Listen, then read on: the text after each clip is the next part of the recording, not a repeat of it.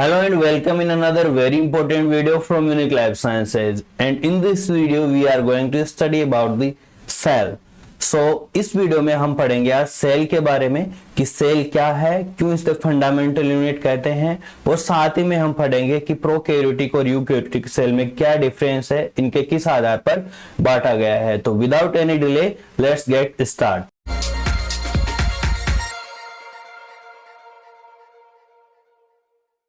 तो सबसे पहले हम देखते हैं कि सेल क्या होती है। जैसा कि सबको पता है कि सेल, सबसे पहले देखते हैं ये टर्म कहां से आया है। ये सेल जो टर्म है ये कहां से आया है। सेल टर्म आया है, सेल का मतलब होता है एक small room, a little room. तो ये कैसे पता चला कि लिटिल रूम को सेल कैसे नाम दिया। तो सबसे पहले हम देखते हैं कि सेल की डिस्कवरी किसने की। तो सेल की डिस्कवरी की थी रॉबर्ट हुक ने 1665 में। आपको पता है रॉबर्ट हुक क्या कर रहे थे। रॉबर्ट हुक कर रहे थे, वो एक एक्सपेरिमेंट कर रहे थे कोक सेल्स पर। कोक सेल्स क्या होती हैं, जो डेड सेल्स होती है, प्लांट्स की जो छाल होती है, स्टेम की जो छाल होती है उसको कोर कहते हैं। जब वो इसकी स्टडी कर रहे थे तो उसमें डेड सेल्स होती हैं, और जब उन्होंने माइक्रोस्कोप के अंदर देखा तो उन्हें इस प्रकार से स्मॉल रूम जैसी स्ट्रक्चर दिखाई देती है। जब हम लैब के अंदर जब भी किसी भी स्पेसिमेन को देखते हैं तो इस प्रकार की स्ट्रक्चर आपको दिखाई देती है, जो ऐसे छोटे छोटे रूम आपको दिखाई देंगे, जैसे कोई मधुमक्खी का छत्ता भी है जैसी स्ट्रक्चर आपको दिखाई देती है। और ये हर जो छोटी स्ट्रक्चर है, छोटा रूम है, इसको इन्होंने नाम दिया सेल। और इस सेल का मतलब होता है छोटा रूम। इसी के आधार पर सेल नाम पड़ गया। और जब आगे स्टडी की गई तो पता चला कि जो भी ऑर्गेनिज्म है, जितने भी ऑर्गेनिज्म हम अपने आसपास में देखते हैं, वो सभी के अंदर क्या पाई जाती है, इस प्रकार के सेल्स पाई जाती है। तो हमें पता चला कि हर ऑर्गेनिज्म या हर लाइफ की बेसिक फंडामेंटल यूनिट या फंक्शनल यूनिट क्या होती है, सेल होती है। तो इस आधार पर हमें सेल का पता चला। फिर बाद में मैंने इसकी अलग अलग स्टडी की। रॉबर्ट हुक के बाद में जो रॉबर्ट हुक ने तो डेड सेल की खोज की थी, और जो लिविंग सेल की स्टडी की थी वो की थी ल्यूवेनहॉक ने। किसने की थी? ल्यूवेनहॉक ने। इन्होंने सबसे पहले लिविंग सेल देखी थी। लिविंग सेल इन्होंने किस में देखी थी? पॉन्ड वाटर में। एक्चुअली इन्होंने बैक्टीरिया की स्टडी की थी। तो इसके बाद में इन्होंने मेन स्ट्रक्चर की स्टडी की, सेल्स का पता लगा, और अलग अलग प्रकार की सेल्स हमें सभी अलग अलग ऑर्गेनिज्म में देखने को मिली। प्लांट्स में अलग प्रकार की सेल दिखी, एनिमल्स में अलग दिखी, फंजाई में अलग देखने को मिली, और एक ही बॉडी में भी अलग अलग प्रकार की सेल्स हमें देखने को मिली। सेल की साइज भी अलग अलग वेरी करती है, तो हमें अलग अलग प्रकार की सेल देखने को मिली। फिर हमें देखने को मिला कि कुछ सेल्स होती हैं वो अकेली रहती हैं। अकेली रहती हैं इसका मतलब वो पूरा का पूरा ऑर्गेनिज्म है। तो हमें इस आधार पर ऑर्गेनिज्म को हमने डिवाइड किया unicellular organism and multicellular organism. यानी जो ऑर्गेनिज्म सिर्फ जिस एक सेल से ही बना है, उसकी एक इंडिपेंडेंट सेल होती है, तो उसे कहते हैं यूनिसेलुलर। अगर वहां पर एक से अधिक ऑर्गेनिज्म, एक से अधिक सेल्स हैं, तो उसे कहेंगे मल्टीसेलुलर ऑर्गेनिज्म। तो इसके एग्जांपल हम देखते हैं। आंखों से एक सेल को हम देख सकते हैं, तो ये छोटे ऑर्गेनिज्म होते हैं यूनिसेलुलर ऑर्गेनिज्म, जैसे अमीबा हो गया, पैरामीशियम हो गया, यूग्लिना हो गया, जितने भी बैक्टीरिया है वो सारे के सारे यूनिसेलुलर होते हैं, एक ही कोशिका के बने होते हैं। और ये एक ही सेल के अंदर पूरे फंक्शन होते हैं, जो भी जरूरी फंक्शन है, जैसे हमारा रेस्पिरेशन, डाइजेशन, ईटिंग, एक्सक्रीशन, सारे के सारे जरूरी फंक्शन है वो एक सेल भी कर लेती है। लेकिन कई ऑर्गेनिज्म, मोस्टली ऑर्गेनिज्म जो आप आंखों से देख पाते हो, वो सारे के सारे कैसे हैं? मल्टीसेलुलर है।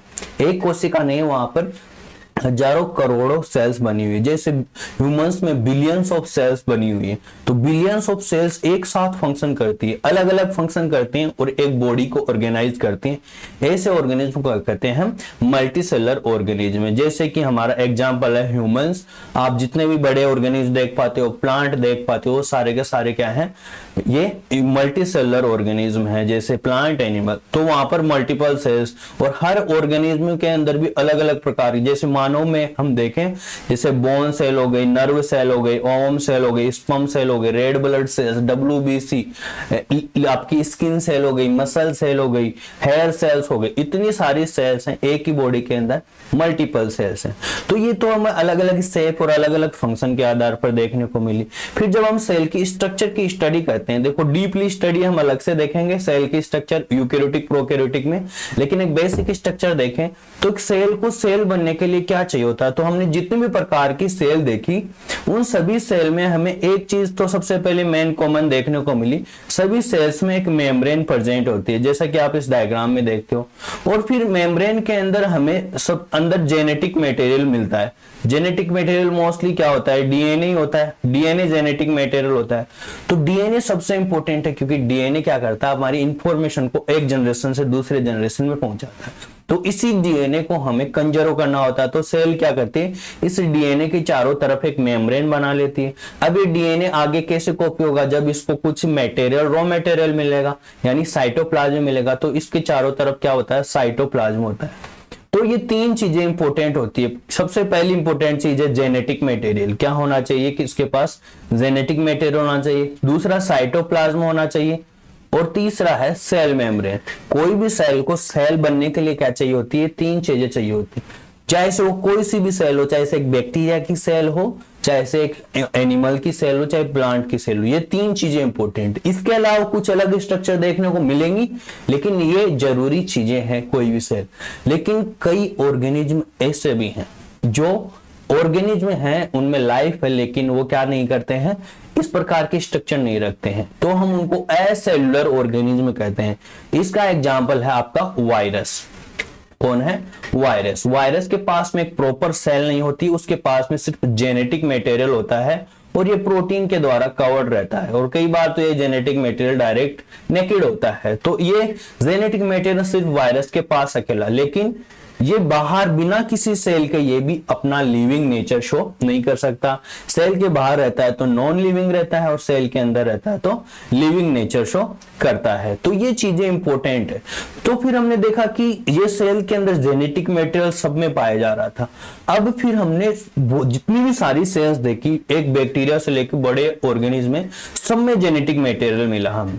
फिर ये जेनेटिक मटेरियल कुछ के अंदर क्या कर रहा था, कुछ के अंदर ये एक मेम्ब्रेन के द्वारा कवर था, अलग से स्पेशल मेम्ब्रेन कवर थी। और कुछ सेल्स के अंदर इस जेनेटिक मटेरियल के ऊपर मेम्ब्रेन नहीं थी। तो जिसके ऊपर जेनेटिक मटेरियल के ऊपर मेम्ब्रेन बन गई, हमने उसको नाम दे दिया न्यूक्लियस। क्या नाम दे दिया, न्यूक्लियस। जैसे कि आप इस डायग्राम में देख पा रहे हो, ये अलग से मेम्ब्रेन बन गई जेनेटिक मटेरियल के ऊपर, तो हमने इसको क्या नाम दे दिया, न्यूक्लियस।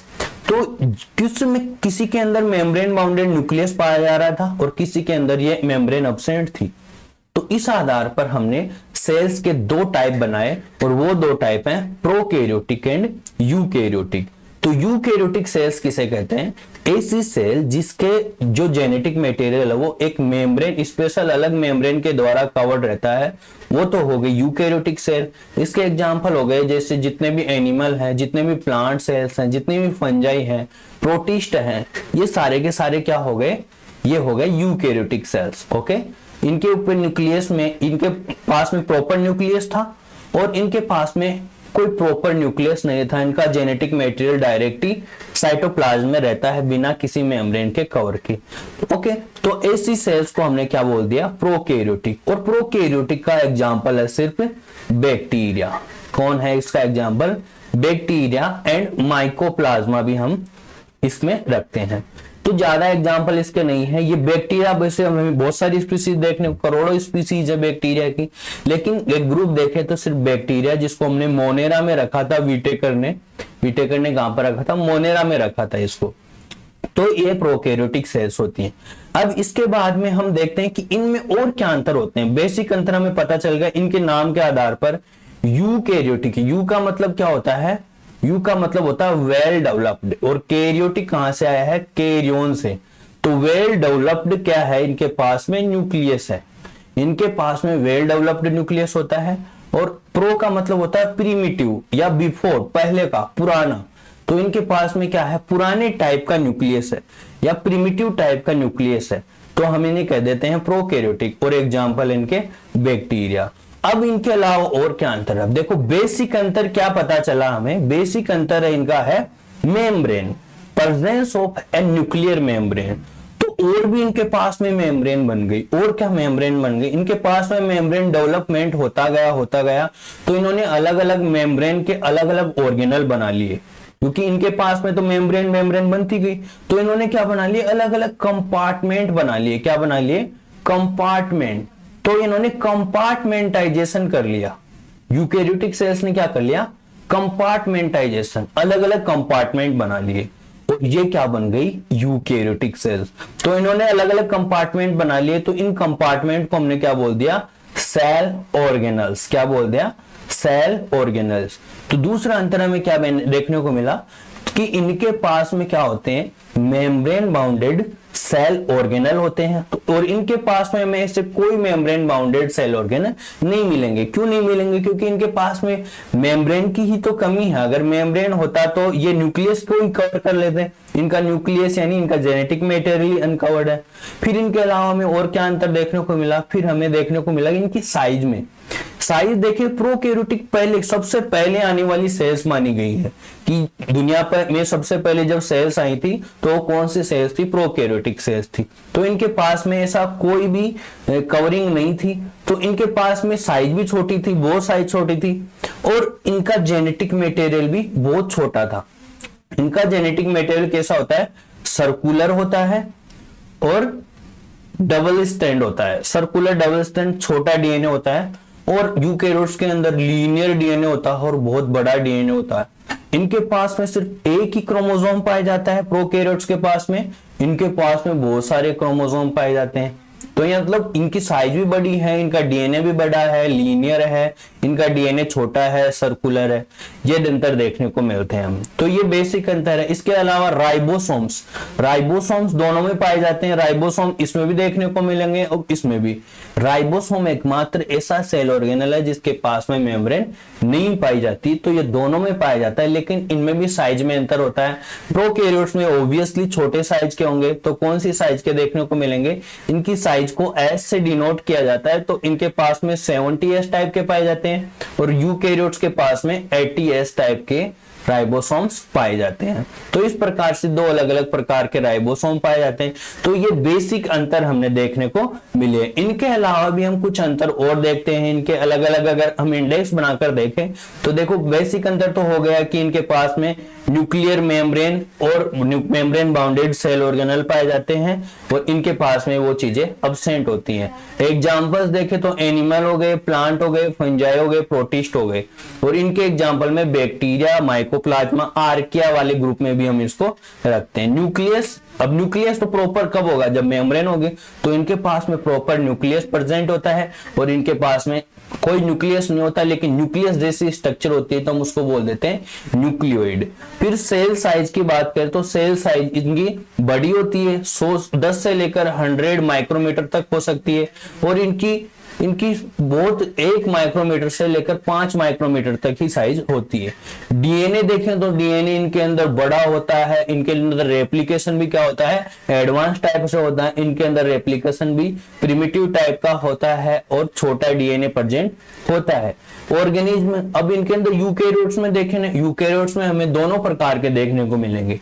यूकेरियोट्स में मल्टीसेलर भी देखने को मिलेंगे और यूनिसेलर भी देखने को मिलेंगे, लेकिन प्रोकैरियोट्स हमेशा ही कैसे होते हैं, यूनिसेलर होते हैं। इनके अलावा अंतर हमने बात की थी क्रोमोसोम, इनके अंदर एक से ज्यादा होंगे यूकेरियोट्स में, और प्रोकैरियोट्स में मोस्टली हमें एक ही डीएनए देखने को मिलता है, वो भी सर्कुलर होता है। राइबोसोम इनके लार्ज होते हैं, और कौन सी साइज के होते हैं, 30s साइज के, और इनके स्मॉल होते हैं, कौन से साइज के होते हैं, 70s साइज के। और इनके अलावा ग्रोथ यूकेरियोट्स में देखें तो स्लो होती है, और इनके अंदर फास्ट होती है। कैसे, क्योंकि सेल क्या करती है, डिवाइड करके ही तो ग्रोथ करती है। तो बैक्टीरिया वगैरह जो होते हैं उनमें बहुत तेजी से डिवीजन होता है। डिवीजन के लिए क्या होना चाहिए, डीएनए डिवाइड होना चाहिए। डीएनए जब छोटा होता है तो डिवीजन भी तेजी से होता है। तो बैक्टीरिया आपसे मतलब ह्यूमन से ज्यादा तेजी से डिवाइड कर सकते हैं, बल्कि ये जो है यूकेरियोट्स वो बहुत कम डिवाइड करते हैं। जैसे हम हमारी जनसंख्या धीरे धीरे बढ़ाते हैं, लेकिन अगर आप बैक्टीरिया को छोड़ोगे तो रात भर में वो हजारों करोड़ों बैक्टीरिया बना सकते हैं। ऑर्गेनल्स की बात करें तो ऑर्गेनल्स हमें यूकेरियोट्स में देखने को मिलेंगे मेम्ब्रेन बाउंडेड, इनके अंदर अब्सेंट होते हैं। और एबिलिटी ऑफ हेरिडिटी, हेरिडिटी का मतलब जो अपनी इंफॉर्मेशन को एक पीढ़ी से दूसरी पीढ़ी पहुंचाते हैं, तो ये दोनों में ये पाई जाएगी, क्योंकि कोई भी ऑर्गेनिज्म जो होता है उसका बेसिक यही होता है कि अपनी जेनेटिक इंफॉर्मेशन को अगली पीढ़ी में पहुंचाना। तो दोनों ही क्या करते हैं, अपनी जेनेटिक इंफॉर्मेशन को नेक्स्ट जनरेशन में पहुंचाते हैं। और सेल वॉल दोनों में ही पाई जाती है। हमें देखो बैक्टीरिया के अंदर भी सेल वॉल पाई जाती है। बैक्टीरिया के अंदर जो सेल वॉल पाई जाती है वो बनी होती है पेप्टिडोग्लाइकेन की। किसकी बनी होती है? पेप्टिडोग्लाइकेन की, पेप्टिडोग्लाइकेन की बनी होती है। इसको म्यूकोपेप्टाइड भी बोलते हैं। और माइकोप्लाज्मा के अंदर ये अब्सेंट होती है। क्या होती है? अब्सेंट होती है। अब हम यूकेरियोट, ये तो प्रोकैरियोट्स के एग्जांपल होंगे, तो प्रोकैरियोट्स में पाई भी जाती है और नहीं भी पाई जाती है। यूकेरियोट्स में भी देखें तो दोनों होते हैं। एनिमल्स में तो ये अब्सेंट होती है, एनिमल्स में अब्सेंट है। और प्लांट्स में पाई जाती हैं। प्लांट्स में किसकी बनी होती है? सेलुलोज की बनी होती है। फंजाई में पाई जाती है। फंजाई में किसकी बनी होती है? फंजाई में बनी होती है ये काइटिन की। किसकी बनी होती है? काइटिन की बनी होती है। तो ये कुछ सेल वॉल के आधार पर भी हम अंतर कर सकते हैं। साइटोप्लाज्म देखो दोनों में प्रेजेंट होगा, मैंने पहले बात की थी। प्लाज्मा मेम्ब्रेन दोनों में प्रेजेंट होगा। डीएनए दोनों में प्रेजेंट होगा। और कोई भी सेल होगी तो उसमें ये प्रेजेंट होगा ही होगा। तो ये सेल होती है। हमने देखा कि सेल की बेसिक स्ट्रक्चर क्या होती है। सो प्रोकैरियोटिक और यूकैरियोटिक में क्या अंतर होता है। नेक्स्ट जो हमारा लेक्चर होगा उसके अंदर हम पढ़ेंगे कि यूकैरियोटिक सेल की स्ट्रक्चर कैसी होती है, प्रोकैरियोटिक सेल की स्ट्रक्चर कैसी होती है। डिटेल में हम देखेंगे एक एक करके।